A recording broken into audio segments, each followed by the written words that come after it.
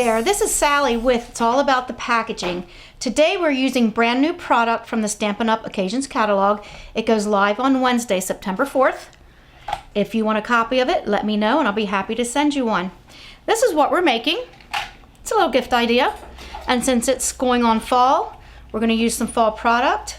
This is the front and it has Tic Tacs on the inside.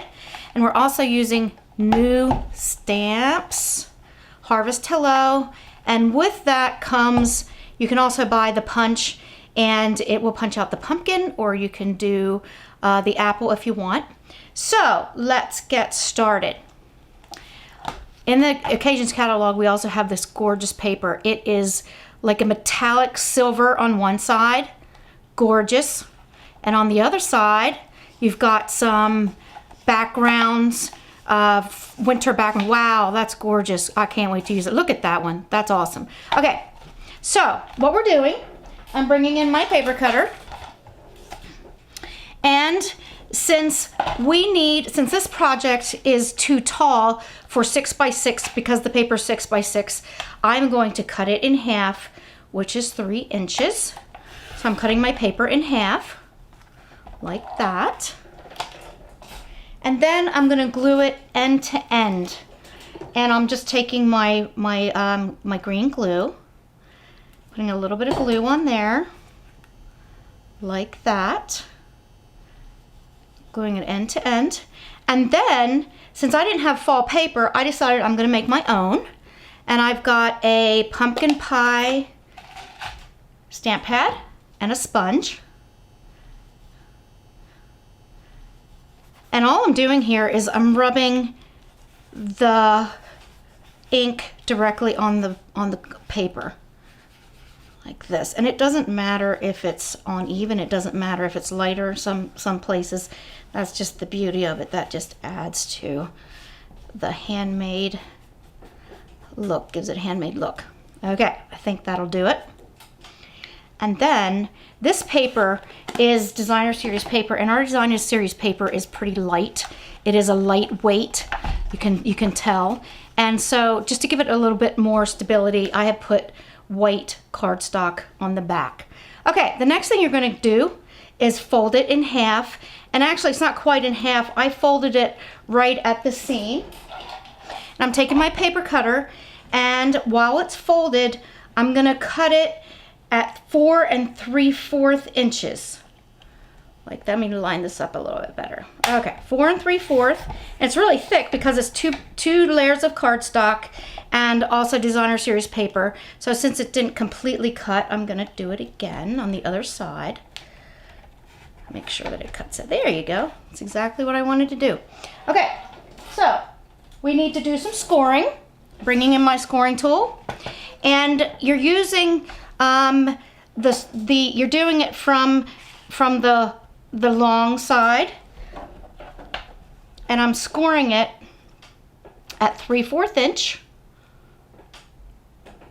It's right there, 3/4 inch, and also at 4 1/4, and that's right there at that seam. Make sure that stays down, and then I'm going to turn it around since it's really thick, and I'm going to do exactly the same thing. And that was again 3/4. Make sure I get it in there. 3/4 and 4 1/4. All right, there. I think that's going to do it. Okay. And just to burnish the edges, I'm going to use my bone folder, give it a nice crisp edge. And the other side. Okay. And these two at the top.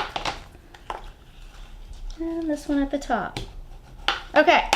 So there's the base of my project. I'm going to put it over here.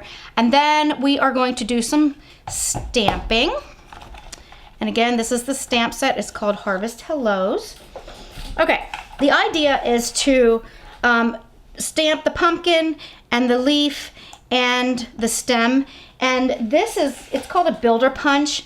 And the easiest way I have found to do this is just take a piece of cardstock. It can be any color. And I'm using dark so you can see it. And go ahead and punch it like that. Now I'm gonna lay it on my cardstock that I wanna use. Take my pumpkin. Put it on an acrylic block. I'm using black. Okay. And this is Momento Black. And I use Momento Black because I'm using my blends today. And when you use the blends, you want to use the Momento ink. Okay, so I'm lining this up like that. Perfect. And then I have the leaf. And I'll do the same thing with the leaf. Line this back up the way I need it to be. Stamp it. Let me try that a little bit. Let me try that again. Okay, that's okay. That'll work. Okay, and then we need to put the stem on the acrylic block. And I'm also stamping that in black. Like this. Okay. Now you can see this will be lined up. And all you have to do is punch it.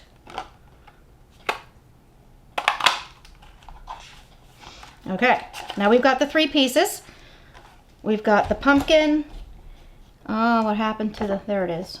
All right, now we're gonna do some coloring here. And I'm using my Stampin' Blends. Okay, so I'm starting with the darkest color.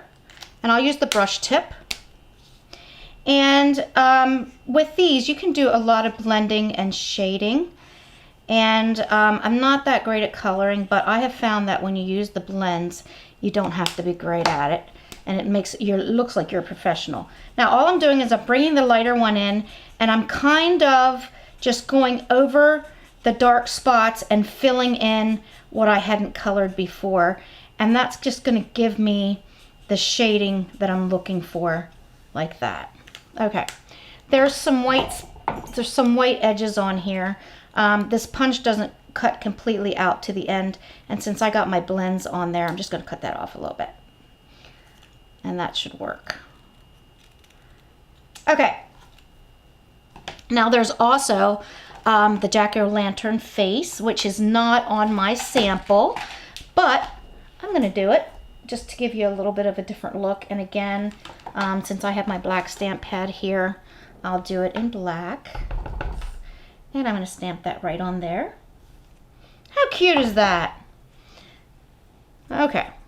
Now I'm using green for my leaf. Just kind of color that. And my stem didn't get stamped very well, but I don't think it's going to matter. I'm just going to give it some color like that. That'll work. Okay.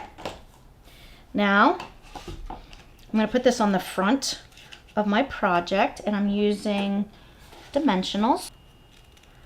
And I'm going to put a couple on the back. I'll do 3. Take the backing off. Like that. Just stick it on there.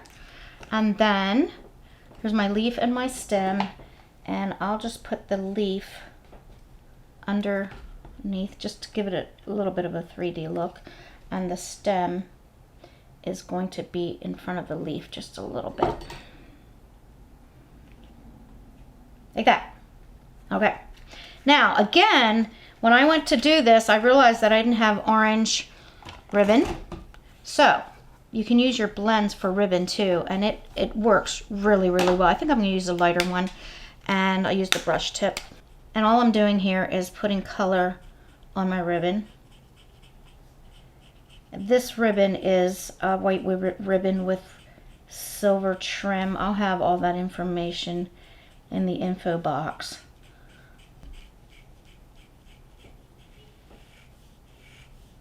Okay.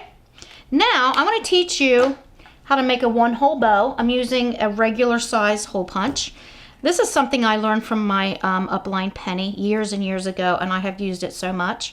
What you do is I'm using the biggest punch that I have, and I'm punching directly in the center, and it's punching a little hard because it's the two cardstocks. Okay, what you want to do is take your ribbon from the back to the front, and then you take the longest piece, wrap it all the way around, and bring it through the front again. Okay, and then you take your tails, one on each side, and all I'm going to do is tie a knot. Now, this ensures that the ribbon isn't going to go anywhere. I don't have to tack it down. It's great. I use it all the time. Okay. Now we need to put our candy in, and I found corn candy the other day at Walmart. It was the first that I had seen it. So all I'm going to do is, again, I'm going to take a dimensional, maybe 2 dimensionals, and the cello bag that I'm using. We used to carry it, but we don't anymore. But I think maybe this comes from Michael's. I'm not sure. Okay, that fits perfectly. Just put it in there like that. There you go. What do you think? Isn't that cute? All right. I have a few more samples to show you. That's one of my favorite. It's the little cow. It's in our main catalog. And here's another one with the cow. It has the Twix showing. I just cut a window. Everything I used today is in the description below, along with all the measurements. Subscribe to my channel so you don't have to miss more packaging ideas. This is Sallie Stamper. Go make someone's day and you will change the world.